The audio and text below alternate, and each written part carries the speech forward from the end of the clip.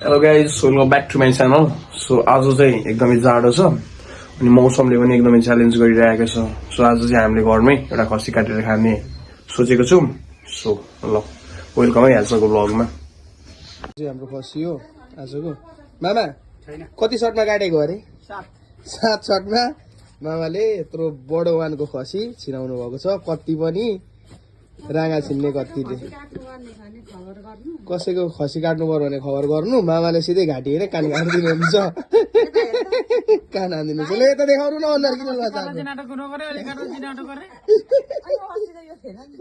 कान हानिदिनु भएको मामाले।